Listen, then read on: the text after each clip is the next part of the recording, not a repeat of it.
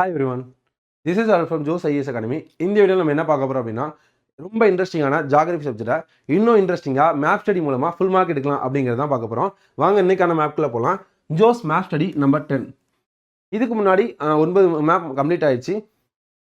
இதான் first video பார்க்குறீங்க அப்படின்னாலும் இதுக்குள்ள 9 மேப் கம்ப்ளீட் பண்ணீங்க அப்படின்னா ஜாகிரபி எந்த ஆர்டரில் படிக்கணும் அப்படிங்கிறது உங்கள் ஐடியா கிடைக்கும். ஓகேவா?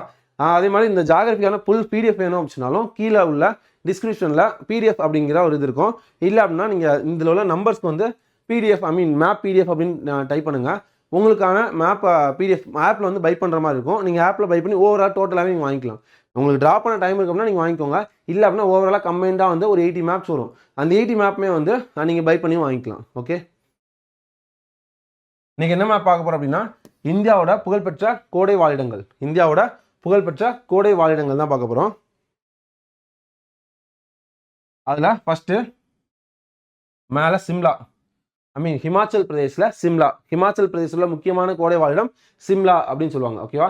ஹிமாச்சல் பிரதேஷ் மேலே பார்த்தோமா, அப்போ அதில் உள்ள முக்கியமான கோடை வாழிடம் ஹிமாச்சல் ஜில்லுன்னு இருக்கும். அப்போ சிம்லா அப்படின்னு ஞாபகம் வச்சுக்கலாம். அப்படியே கீழே வந்தால் உத்தரகாண்டில் 4 முக்கியமான கோடை வாழிடம் இருக்குது.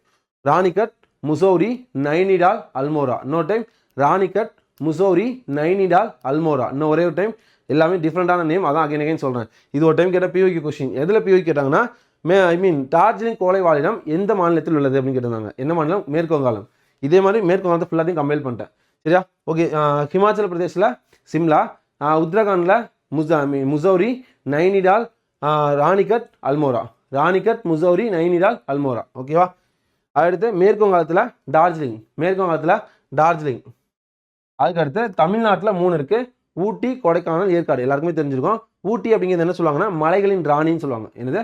மலைகளின் ராணி. கொடைக்கானலை மலைகளின் இளவரசின்னு சொல்லுவாங்க. அடுத்து ஏற்காடை ஏழைகளின் ஊட்டின்னு சொல்லுவாங்க. இந்த 3 நோட்டையும் சொல்லலாமா? ஊட்டி என்ன சொல்லுவாங்க? மலைகளின் ராணி. தமிழ்நாட்டில் அழைப்பாங்க. அது இந்தியாவில் மலைகளின் ராணி அழைக்கப்படுவது சிம்லா. இந்தியாவில் மலைகளின் ராணி அழைக்கப்படுவது சிம்லா. ஓகேவா?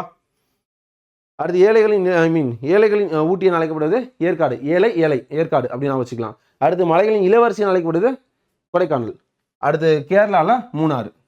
இதை ரிவைஸ் பண்ணலாமா? ஃபர்ஸ்ட் இந்த மேப்ல என்ன பார்த்தோம் அப்படின்னா இந்தியாவில் உள்ள முக்கியமான கோடை வாழிடங்கள் மேலே பார்க்குறோம். ஹிமாச்சல் பிரதேஷ் ஜில்லுன்னு இருக்கும், சிம்லா. ஓகேவா? அது என்ன சொல்லுவாங்க? இந்தியாவில் மலைகளின் ராணின்னு அழைப்பாங்க. அப்படியே கீழே வந்தால் உத்தரகாண்டில் ராணிகட், முசௌரி, நைனிடால், அல்மோரா. இன்னொரு டைம் ராணிகட், முசௌரி, நைனிடால், அல்மோரா. அப்படியே கீழே வந்தோம்னா மேற்கு வங்கத்தில் டார்ஜிலிங். அப்படியே கீழே வந்தால் தமிழ்நாட்டில் 3 ஊட்டி, கொடைக்கானல், ஏற்காடு. ஊட்டி என்ன சொல்லுவாங்க? ஊட்டி வந்து மலைகளின் ராணின்னு சொல்லுவாங்க தமிழ்நாட்டில். மலைகளின் இளவரசின்னு அழைக்கப்படுவது கொடைக்கானல். ஏழைகளின் ஊட்டி அழைக்கப்படுவது ஏற்காடு. ஓகேவா? அப்படியே இங்கே வந்தோம்னா மூணாறு, கேரளா. ஓகேவா? இந்த மேப் கண்டிப்பாக யூஸ்ஃபுல்லாக இருந்து நம்புறேன். எந்த அளவுக்கு யூஸ்ஃபுல்லாக இருந்துச்சு அப்படின்னு கமெண்ட்ஸை மென்ஷன் பண்ணுங்கள். சின்ன கான்செப்ட் ஈஸியாக ஞாபகம் வைக்கலாம்.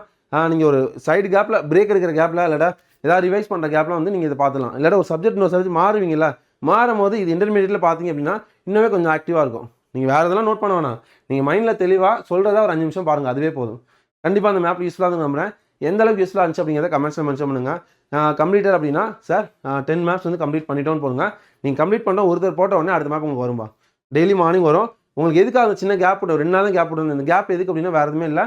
உங்களுக்கு ஒரு மேப் இன்னொரு மேப்புக்கும் பார்க்கறதுக்கான டைம், அவ்வளோதான். மற்றபடி ஸ்கிப்லாம் பண்ண மாட்டாங்க, கண்டினியூவாக போகும்.